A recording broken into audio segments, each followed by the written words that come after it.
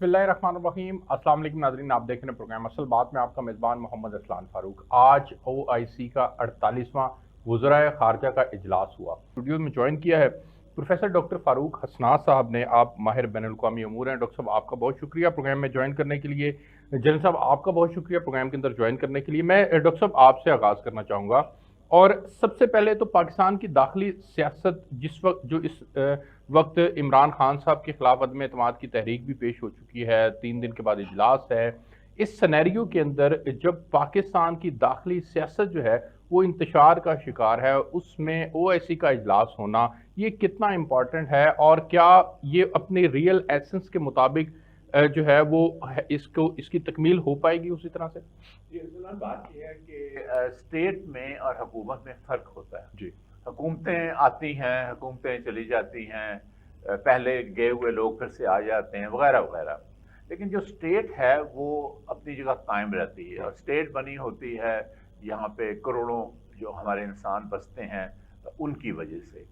OIC का इजलास हुकूमत पाकिस्तान ने तो बुलाया है, चूँकि एक कोई ज़रिया तो होना चाहिए, लेकिन ये स्टेट ऑफ पाकिस्तान उसकी मेज़बानी कर रहा है। बिल्कुल ठीक। और ये भी हमें याद रखना चाहिए कि OIC का इजलास बहुत अरसे बाद पाकिस्तान में हो रहा है। एक बहुत बड़ा लैग 2007 के बाद हो रहा है। हाँ जी। बहुत बड़ा लैग था, उस लैग के बाद हो रहा है। नंबर 2, इससे पहले मैं भूल ना जाऊं, ये सिर्फ OIC नहीं है, ये OIC प्लस आजकल की जो सुपर पावर है चाइना, वो भी उसमें शामिल है। चीन के जो वज़ीर ख़ारजा हैं वो पेश हैं उसमें, उसके अंदर वो बैठे हुए इजलास के, और उन सबसे उनसे मिल भी रहे हैं, तो इसलिए इसकी अहमियत और ज़्यादा हो जाती है। नंबर 3, जिस किस्म के मामलात चल रहे हैं इस वक्त दुनिया में, जिस किस्म के खित्ते में तब्दीलियाँ आ रही हैं, मशरिक़ वस्ता में भी आ रही हैं और बैनुल-अक़वामी स्टेज पे भी आ रही हैं। अफ़गानिस्तान का मसला जो मामूली मसला नहीं है, ये बहुत ही संजीदा मसला है, और अगर उनका माशरा फेल होता है या नीचे जाता है तो उसके असरात बहुत दूर दूर तक जाएंगे। उसके बाद आप ले लीजिए कश्मीर का मसला, जिस तरह हिंदुस्तान सलूक कर रहा है सबके साथ। और फिर मैं ये भी कहूँगा कि हाल ही में जो अक़वाम मुत्तहिदा ने इस्लामोफोबिया के खिलाफ रेजोल्यूशन पास बकायदा उस पे सऊदी वज़ीर ख़ारजा ने बात भी की और पाकिस्तान की काविशों को भी सराहा बहुत बड़ी बात है। ये कहने को तो हमें लगती है ऐसे ही कि जी, लेकिन जिस तरह ये मुसलमानों के साथ सलूक कर रहे थे, जिस तरह उनकी तौहीन कर रहे थे, जिस तरह वो हम मजहब को, यानी वो इंसानों को नहीं देख रहे थे। अगर कोई वाक़या होता था दहशतगर्दी का तो ये कहते थे कि ये चूंकि ये मुसलमान हैं इसलिए ये इनके इस्लाम मजहब में ये लिखा हुआ है।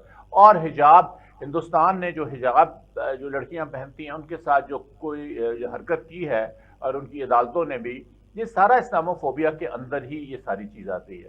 मैं डॉक्टर साहब के पास लेके जाना चाहूंगा, लेकिन मुझे प्रोग्राम में एक ब्रेक शामिल करनी है। जी वेलकम बैक नाज़रीन। डॉक्टर साहब, जनरल साहब ने 2 नुकात उठाए। OIC स्ट्रॉन्ग ऑर्गेनाइजेशन नहीं बन सकी, इसके बावजूद कि अक़वाम मुत्तहिदा के बाद दूसरी बड़ी ऑर्गेनाइजेशन है। दूसरा अहम नुकता कि हम इश्यूज के ऊपर कंसेंसस डेवलप नहीं कर पा रहे होते किसी भी मसले के ऊपर। इसकी 2 रीजंस हो सकती हैं। एक रीज़न मैं डिस्कस कर देता हूँ कि जैसे अब सऊदी अरब और ईरान का आपस में मसाइल रहे हैं, सऊदी अरब और यमन के आपस के मसाइल हैं। इसी तरह से पाकिस्तान का कश्मीर के ऊपर एक मौक़िफ़ रहा दुनिया, लेकिन उसके साथ उस तरह से नहीं खड़ी हो पाई। फ़लस्तीन का एक इशू है। ये हमारे जो इश्यूज़ हैं, इन इश्यूज़ में हम कंसेंसस डेवलप नहीं कर पाए। उम्मा का एक कॉन्सेप्ट है, उसके ऊपर नहीं एक हम हो पा रहे, इस वजह से मसाइल हल नहीं हो पा रहे। देखिए, इसकी 2 वजूहात हैं।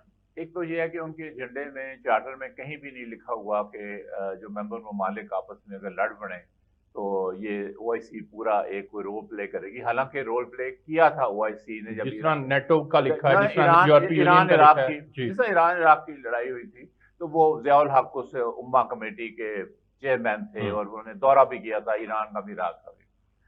दूसरी बात यह है कि जो तंजीमें होती हैं, चाहे वो बैनुल-अक़वामी तंजीम हो अक़वाम मुत्तहिदा की शक्ल में, या इलाकाई तंजीम हो जो मजहब के बेस पे बनी है, या कोई और तंजीम हो जो किसी और वजह से बनी हो, उसके ममालिक जो हैं वो उसमें जम नहीं हो जाते। यानी कि वो एक पर्सनैलिटी के तौर पे नहीं वो उभरती, वो उभर भी नहीं सकती। इसलिए जो भी जितने भी ममालिक हैं उनके अपने इंटरेस्ट हैं, उन्होंने अपनी पॉलिसीज देखनी है कि वो बनाकर किस तरह वो आगे चल सकते हैं, किस तरह उनको फ़ायदा हो सकता है। तो इसलिए ये उनसे एक आइडियलिस्टिक توقع رکھنی کہ وہ یکجا ہو جائیں گے، ایک جان ہو جائیں گے. ہم ایگزامپل دیا کرتے ہیں. میں ایک یک زبان تو ہو سکتے ہیں نا کسی مسئلے کے یک زبان ہیں، اسلامو فوبیا پہ ہیں، اور بھی جب مسئلے آتے رہے ہیں اس میں اگر آپ تھوڑی تاریخ دیکھیں اس میں رہے ہیں. ایسی کوئی بات نہیں ہے، فلسطین پہ بھی رہے ہیں. یعنی اپنی مرضی کے پک اینڈ چوز ہے، نہیں پک اینڈ چوز کلیکٹیو مسائل کے اوپر نہیں. بات یہ ہے کیپیسٹی کی بھی. دیکھیے آپ کی جو کیپیسٹی نہ ہو تو آپ چڑھ دوڑیں کسی چیز کے اوپر. بات یہ ایک ہم مثال دیتے ہوتے تھے ہمیشہ کہ یورپین یونین ایک واحد علاقائی تنظیم ہے جو کہ ایک زبان سے بولتی ہے. آپ نے دیکھ لیا برطانیہ سے باہر نکل گیا. اس لیے ہمیں آئیڈیلزم نہیں دیکھنا چاہیے، ہمیں یہ دیکھنا چاہیے کہ منیمم جو ایڈوانٹیج ہے یا منیمم جو پیغام جا رہا ہے وہ کیا ہے. یہ تھوڑی بات نہیں ہے کہ یہ سارے ممالک مل کے اس وقت اسلام آباد میں اور آپس میں تبادلہ خیال بھی کر رہے ہیں اور ایشوز کے اوپر بات بھی ہو رہی ہے اور ان کا ایجنڈا بھی تیار ہو رہا ہے. ایجنڈا کا کنسنسس سے تیار ہوگا نا. ابھی جب ایجنڈا آئے گا آپ کو نظر آ جائے گا، اس پر فلسطین کی بھی حمایت کی گئی ہوگی، کشمیر کی بھی بات کی گئی ہوگی. لیکن سر ہمارے جو مسلم ممالک ہیں ان کا کردار بھی تو آپ دیکھیں نا، ڈیول کردار نہیں ہے. مثال کے طور پر فلسطین کے ایشو میں ہم ٹرمپ نے جب یروشلم کے اندر اپنا سفارت خانہ منتقل کیا تو ٹرکی نے بہت زیادہ تنقید کی، لیکن ساتھ ہی ٹرکی اور اسرائیل کے تعلقات جو ہیں ان کو آپ دیکھیں تو ایک دیکھیں ترکی والے صاف کہتے ہیں کہ ہم کنڈیشن کے ساتھ ان کے ساتھ تعلقات بنائیں، اور وہ کنڈیشن یہ ہے کہ فلسطین کی، ہاں آپ یو اے ای کی اور عربوں کی کہہ سکتے ہیں. لیکن بحرین کی مثال بات پھر بھی وہیں آ کے کھڑی ہوتی ہے کہ ممالک اپنے انٹرسٹ ہیں وہ پرسو کریں. چلیے میں ایک سوال آپ سے پوچھتا ہوں، اگر او آئی سی نہیں تو پھر کیا، یا اقوام متحدہ نہیں تو پھر کیا؟ تو اس سے بہتر ہے نہ ہونے سے کم ایک تنظیم ہے جو کہ کہیں یہ میں آپ سے پھر اتفاق کرتا ہوں. پھر افغانستان کے کانٹیکسٹ کے اندر افغانستان کو اس وقت ضرورت بھی ہے، تو افغانستان کے کانٹیکسٹ میں ہم کنسنسس بلڈ کیوں نہیں کر پا رہے؟ ہم یہ تو کہتے ہیں کہ انسانی بنیادوں کے اوپر ان کی امداد کرنی ہے، لیکن ان کا مطالبہ ہے کہ ہمیں تسلیم کیا جائے. اسی لیے شاید انہوں نے اپنے وزیر خارجہ کو بھی نہیں بھیجا. نہیں انہوں نے نہیں بھیجا، انہوں نے بلایا نہیں، اس لیے وہ ایک تسلیم نہیں کرتے نا. دیکھیے بات یہ ہے کہ افغانستان جو اوپر بھی کچھ ذمہ داری آتی ہے، جس طرح کے ہیومن رائٹس کی بات ہے، انکلوسو حکومت کی بات یہ ہے کہ اگر آپ کے ملک میں 5-6 ایتھنک گروپس ہیں، ٹھیک ہے پشتون سب سے بڑا گروپ ہے، لیکن اس کا یہ مطلب نہیں ہے کہ آپ باقی جو ایتھنک گروپس ہیں ان کو آپ پرے کر دیں اور آپ حکومت صرف یونیلیٹرلی شروع کر دیں. پھر تعلیم کا مسئلہ ہے، لڑکیوں کو آپ تعلیم نہ دیں، ان کے اسکول نہ دیں، اس میں آپ ہچکچاہٹ کا اظہار کریں. صرف یہ 1-2 شرطیں ہیں نا انہوں نے لگائی ہیں کہ یہ آپ پوری کر دیں تو ہم آپ کو تسلیم کر لیں گے. ناظرین، سر او آئی سی یہ بات تو مشترکہ طور پر کر رہی ہے کہ بھارت کے زیر قبضہ جو کشمیر کا علاقہ ہے وہ متنازع علاقہ ہے، اور دوسرا یہ بات بھی کہی جا رہی ہے کہ جی اقوام متحدہ کی قراردادوں کے مطابق اس کا حل ہونا چاہیے. بھارت ظلم پہ ظلم کیے جا رہا ہے، کشمیریوں کو مار رہا ہے، وہاں پہ اس نے اس کا سٹیٹس تبدیل کر دیا ہے، اور آج بھی ہم وہی بات کر رہے ہیں. عملی شکل کیا ہو سکتی ہے؟ دیکھیے ارسلان، میں 1 سیکنڈ پچھلی بات پہ آؤں گا. دیکھیے افغانستان کی ہم نے بات کی تھی، میں خود بہت اس کے حق میں ہوں کہ ان کی مدد کی جائے اور ایک فعال معاشرے کے طور پہ وہ سامنے آئے. لیکن کیا ٹی ٹی پی کے اوپر انہوں نے ہمیں کوئی گارنٹیز کروائی ہیں، یا ہمیں کوئی نظر آیا ہے کہ پریکٹیکلی عملی طور پہ انہوں نے ٹی ٹی پی کو روکا ہو، جو پچھلے دنوں میں انہوں نے پاکستانیوں کا خون بہایا بے دردی کے ساتھ پاکستان میں. چلیں یہ تو پچھلی وہ کہہ رہے ہیں بار بار کہ ہماری سرزمین دہشت گردی کے خلاف استعمال نہیں اور ہوتا ہے اور عملی طور پہ کرنا کچھ اور ہوتا ہے. چلیے اس کو ہم پر ایک سیکنڈلی کر دیتے ہیں. کشمیر کی آپ نے بات کی، ہندوستان نے تو صاف طور پہ تمام ممالک کو کہا ہوا ہے یہ ہمارا اندرونی معاملہ ہے، اور خبردار کسی نے اس کے اوپر اس کا نام بھی لیا. جب او آئی سی یہ کہتا ہے کہ وہاں پہ ایک مسئلہ ہے جو حل ہونا چاہیے، تو یہ سارا جو ہندوستان کے مودی کا جو زہر ہے اس کا بیانیہ ہے وہ وہیں پہ زمین پہ بیٹھ جاتی ہے. نمبر 1. نمبر 2، ارسلان پلیز آپ بھی تاریخ کے طالب علم ہیں، سیاسیات کے بھی، پلیز ہسٹری دیکھیں. قومیں خود لڑ کے اپنے حقوق لیتی ہیں، باہر سے آ کے کوئی نہیں لے کے دیتا.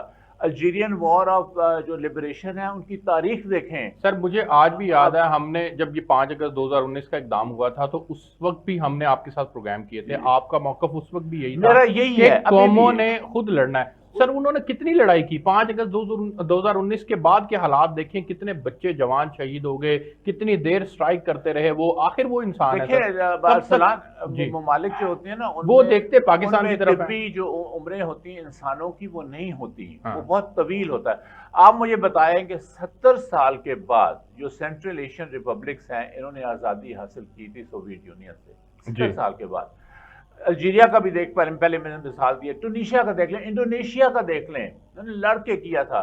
इस तरह आप फलस्तीन का भी देखेंगे, वो लड़ रहे हैं, वहां पे मर रहे हैं, सारी दुनिया देख रही है, लेकिन जद्दोजहद जारी है। सर जब तक कश्मीर में वेस्टर्न इंटरेस्ट नहीं है तब तक तो नहीं, बात मुझे अरसलान बताएं, उनकी 3 नस्लें लड़ाई करते हुए उनको हो गई है, 3 नस्लें, कोई मामूली चीज नहीं है, कोई कमी आई है उनमें? कहीं से भी आप बता दें, उनकी फौज जो है वो लाखों की तादाद में वहां बैठी हुई है, कर्फ्यू उन्होंने लगाए हुए हैं। ये इनकी मजबूती है, ये कमजोरी है, ये कमजोरी है उनकी, इसलिए कि वो देखते हैं कि कश्मीरी जो है तो वो जो डेमोग्राफी को चेंज करने की कोशिश कर रहे हैं वो नहीं कर सकेंगे। वो आप वो कोशिश करके देख लें, सवाल ही पैदा नहीं होता, ये कश्मीरी करने नहीं देंगे इनको। इसलिए मेरा ये कहना है कि ये ओआईसी का ये भी कहना, मैं 2 जल्दी से बातें करूंगा, ये भी कहना बहुत बड़ी जीत है पाकिस्तान के मौक़िफ़ की और कश्मीरियों के मौक़िफ़ की, और सबकी है मोदी और उसके जो उसके इसी तरह जिस तरह आप इस्लामोफोबिया की बात की गई है उसमें भी नफी होती है जो मोदी की वहाँ पे पॉलिसी चल रही है। मैं आखिर में जल्दी से एक बात कहूँगा, प्लीज़ ओआईसी को एक आइडियल ना बनाएं, उसको एक प्रैक्टिकल ऑर्गेनाइजेशन रहने दें। दूसरा है कि ये एक बंदे का नाम नहीं है ओआईसी, इसमें 50 मुख्तलिफ ममालिक हैं जिनके मुख्तलिफ इंटरेस्ट हैं। ये बैठ भी जाते हैं, बातचीत भी कर लेते हैं, एजेंडा भी अपना भी दे देते हैं, ये भी बहुत बड़ी बात है। आपका बहुत शुक्रिया। नाज़रीन आपने प्रोग्राम देखा, अब तक के लिए इतना ही। आपसे नेक्स्ट वीक मुलाकात होगी, तब तक के लिए मुझे इजाज़त दीजिए। अल्लाह हाफ़िज़।